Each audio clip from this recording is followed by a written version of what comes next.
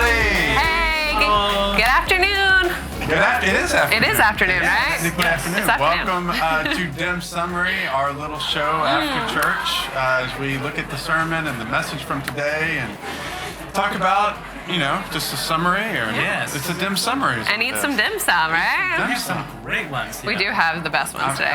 Really, really great message. I'm really loving this sermon series. First of all, let's just say who we are real quick. This is Pastor Hey, Albert. I'm Albert. Yeah. This is Jessica Richmond. Hi, I work in youth ministry. Yeah, and I'm Tim. Extreme. This was totally an extreme name. Oh, by the way, we really love the video. Yes. That is so awesome. But I told the congregation Yeah. that you are allowed, but nobody else Right. is Do allowed. not try that at home. Don't do that. I was almost injured in the filming of that, so it was very Was it the scary. roller skate part? It was the rollerblades downhill in the market. It was kind of crazy.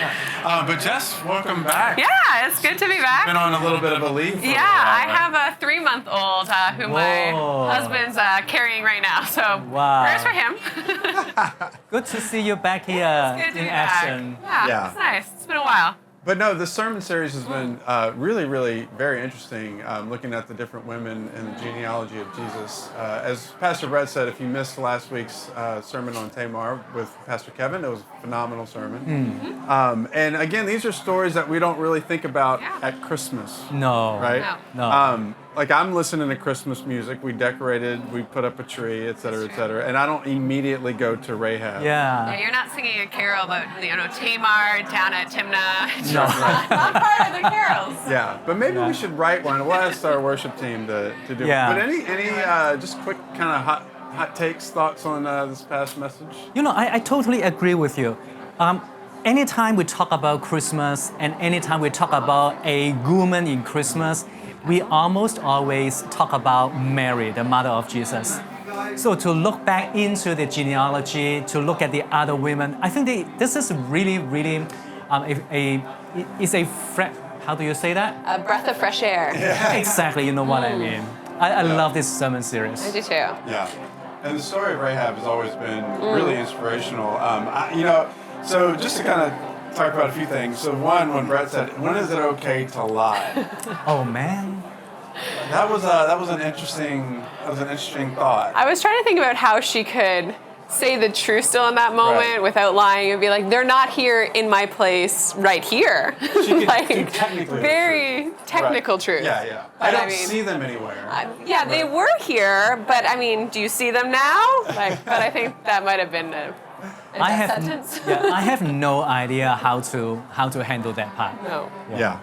I thought about what if I was in that situation, and it's such a challenging thing to be in, but it was kind of like, well, I think I would do the same thing. I don't know. If I were Rahab, Right. Yeah. Right. if I were me, I'd be too freaked out. I'd be like, no, they're Yeah. on the roof. You saw them out? No, you spent all that time hiding. I believe God can do anything. I believe God can redeem that Yeah, situation. they are not in this space. Where they are, I don't know. Yeah. Exactly, I couldn't tell Yeah. you.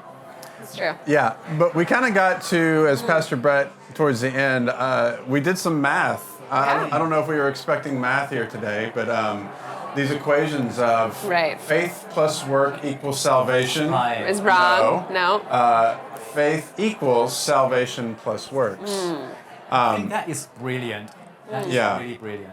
Yeah, that was a really good one. So, what do you guys think? Thinking about our lives, and this is something we talk about a lot. We have our baptism class today, and we're actually going to be talking about this too. But the idea that in our regular world, in the world that we live in, there's so much that we do is based on our works. Right. Everything that, like promotions and good grades, like if you work really hard, you get rewarded for those good works, right?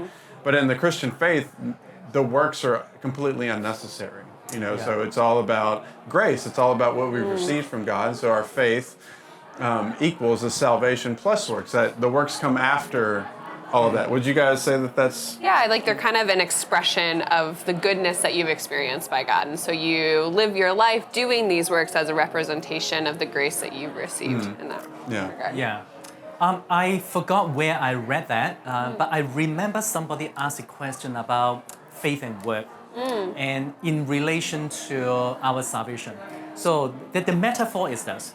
Let's say I get sick, I get a cold. I went to the doctor and the doctor say, hey, Albert, you have bacterial infection. So I have the information. So the first step is the intellectual information.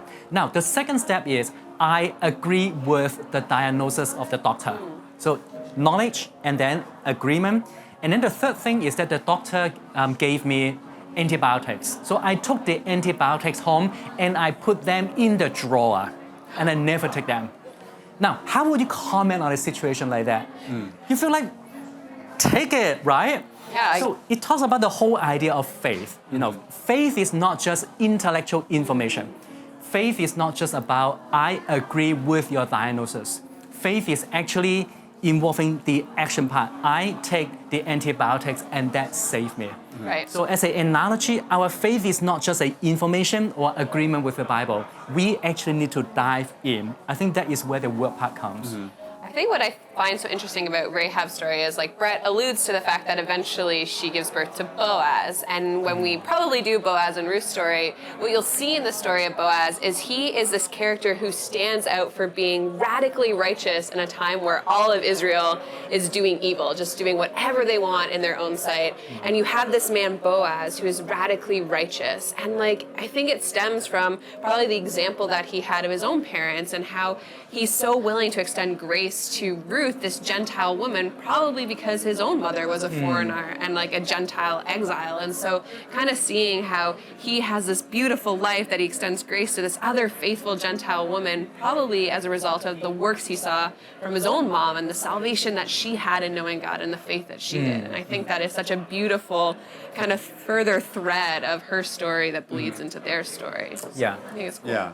Yeah, I mean, really, really powerful story of a life change that leads to, obviously more life change and then eventually to Jesus. But, her story stands out, and that was one of Pastor Brett's messages here was don't blend in, but stand out. And so, Christmas is a time I think about, where the whole world is kind of focusing a little bit on something of a religious aspect of our faith, of our Christian faith, where it's kind of in everybody's mind, and so people begin to kind of think a little bit more about Christianity, whether they're Christians or not. So, but then after Christmas, the year starts. It's a reset button, and then Christians keep being Christians, and Hopefully. right.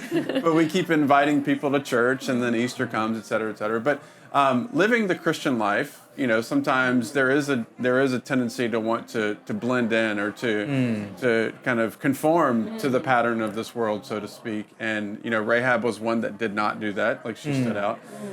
But for us, thinking about this Christmas season, this is actually a very good time to share faith and to be bold for Christ and to say, this is why we believe what we believe, and this is why I go to church, and invite people to a Christmas Eve service or something like that. I think like Hong Kong really sets you up even easier because in North America, or at least Canada, the malls don't necessarily play the very Christian Christmas carols. There's enough generic Christmas songs that don't involve Jesus, but just festivity and holiday. Right. But Hong Kong plays like, "Oh, come all you faithful," and "Hark the Herald Angels," and so you literally get set up with this great opportunity. Like, "Oh, do you know what this song is about?" And like, it really does kind of give you that softball to just check it out. We Pastor Brett used the term CEOs, the Christmas and Easter only. I'm sure there are so many people who will not come to church on a typical Sunday. But if you invite them during Easter time or during Christmas time, they feel like, this is just part of the festival. So they might agree to come with you to church. So make use of this opportunity. Try to invite those friends to church. Yeah. It's funny. I was listening. So we've been listening to Christmas music, which is always fun. And we put on the Christmas classic songs. Like the big hits. And so it's like Jingle Bell Rock and Holly Jolly Christmas and all that. But then the version of "O Little Town of Bethlehem" sung by Elvis Presley came on. Elvis Presley, the king, right? Wow. King. And it just hit me. It was like, this is a hymn. This is a worship song, and Elvis was a spiritual person. He was a believer, and but I just thought it was very interesting to think, okay, well, like what if like I don't know Justin Bieber sang a little, and I think he's done it, or there's other stuff like that, but just like you said, the words that are kind of permeating, hark the herald angels sing, and all of these words that you're hearing around the city right now are all pointing to this faith. They're all pointing to Christ and this idea of salvation, and that's where it all begins. And so this is a good equation to think about, the salvation, that faith equals salvation plus work. So it's good to keep thinking about that. And that idea of like, this is your chance, kind of like, as you said, everyone's thinking about it, they're hearing the words, so we believe that the Holy Spirit's already at work in so many hearts as they continuously hear these words. So it really is a good time to stand out, to take that step, to invite someone to church, because as Christians, we do believe the Holy Spirit is at work already in their lives. And so maybe it is the opportunity for them to come to church. Yeah. Yep. And I do think that there are people who are actually waiting for you to invite them. I think the problem is more on us, Christians. We assume that they don't want to. But if you ask, I think they might be willing to do so. I was blessed one time, I told somebody about Jesus, and they were like, why hasn't someone told me sooner? Like, that could be your response. Like, you never know. Most people assume it's going to be rejection, but maybe they're the person that's like, how come nobody told me that this was, that this happened, that there is a God who loves me, who exists and is real? And so, Yeah. I just want to read this positive. comment real quick from Selena. It says, faith equals salvation plus work. I often tell people that it's by faith and grace that we receive salvation. While Buddhism talks about deeds and work, we need to clarify that faith is backed up by actions, not lip service, not deeds. Okay, so faith is backed up by actions and not lip service and not deeds. I agree. I mean, trying to fully comprehend is we're on live here, but this idea though that that our actions and what we do is stemming from the grace and the mercy that we've received, right? In light of God's mercy, we are a living sacrifice, and so that's what we do. Because of His mercy for us, we love others because God loved us first, and so all of the things that we do as Christians, whether it's reading our Bible, coming to church, serving, volunteering, et cetera, that's not to make us look good. That's not us to. It's not to try to win favor from God. But I like the point about lip service. Practicing what we preach is very important as well. That we are to kind of live out what we truly believe and not just say what we believe. And so this is all from a humble heart to be able to walk in this faith and live this way. Yeah, I would like to just share quickly from Ephesians chapter 2, verse 8, starting from verse 8. We quote this Bible verse all the time to clarify the importance of faith in our journey with God. So it says, "For it is by grace you have been saved through faith, and this is not from yourself, it is the gift of God." Verse 9, "Not by work," so very important, "not by work, so that no one can boast." And then the Bible continues, "For we are God's handiwork, created in Christ Jesus to do good works, which God prepared in advance for us to do." So I think this is really important, right? Yeah. So work doesn't contribute to our salvation, but our salvation will have a natural outgrowth of good works, which God has destined us to do. Yeah.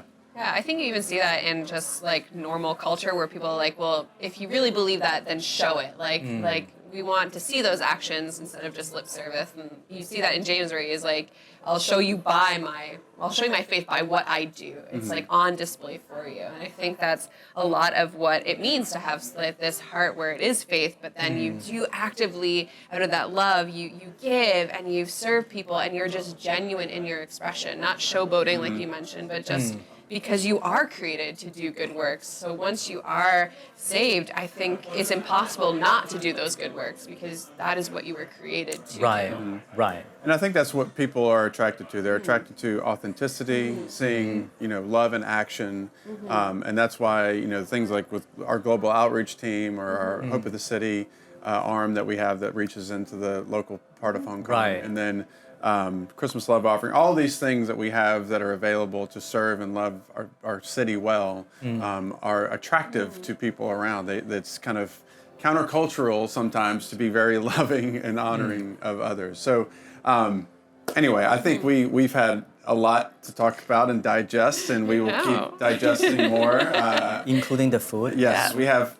We really wish you guys could be here with us to share all of this. One day, a big table, yeah. a big spread. But I think we'll wrap up here, and it's been an awesome day of dim summary. Yes, and an awesome day of church. And so if you're not here and you're watching online, and you say, hey, you know, that was such a good message, I want to hear it again, you can come to our 3:30 service. We'll be here. Yeah, it's true. Yes. And then, Christmas Eve when you're inviting people, we got 3 services, 4, 6, and 8 p.m. Yeah. So lots of opportunity. That's right, December 24th.